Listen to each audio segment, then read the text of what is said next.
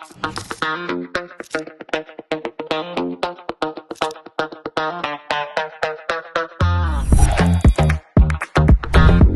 are here for a big moment.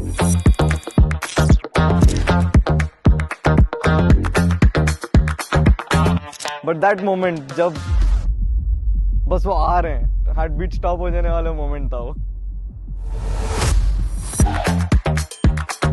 स्वागत है आप सबका।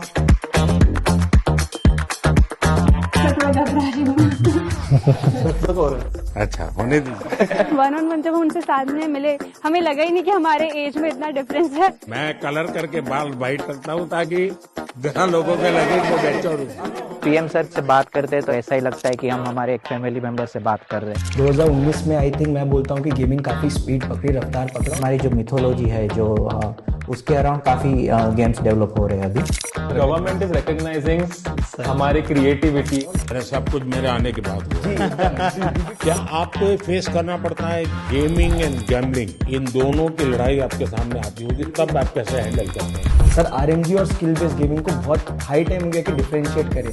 और क्या लगता है लड़कियों का इसमें आना कितना संभावनाएं बढ़ती है? जब मैंने शुरू किया था तो मेरे पास भी 100-200 ऐसे लड़कियों के मैसेज आते हैं कि हमने आपको देख के स्टार्ट किया। हमारे इंडिया में भी लड़कियां टेक फील्ड में और गेमिंग फील्ड में आगे आ रही हैं।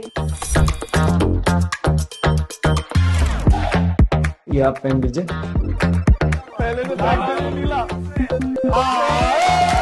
सर बहुत जल्दी कैचअप कर रहे थे। अगर मैं अपने पापा को भी सिखा रहा होता ना, वो फर्स्ट ट्राई में इतना ज्यादा नहीं कर पाते। पीएम के साथ गेम खेलना आई थिंक ये वंस इन अ लाइफ वाला एक चीज हो गया जो मैं आई थिंक कभी नहीं भूल पाऊंगी। लोग को कूलेस्ट पीएम को गेमर टैग देना चाहिए।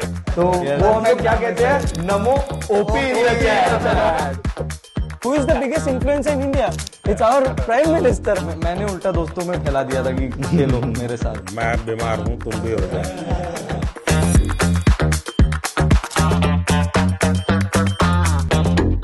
लोग अब गेमिंग को एक अलग नजरिए से देखेंगे। I think Indian gaming peaked. Mummy papa तुम्हारा बेटा मोदी जी के साथ खेल के आया है।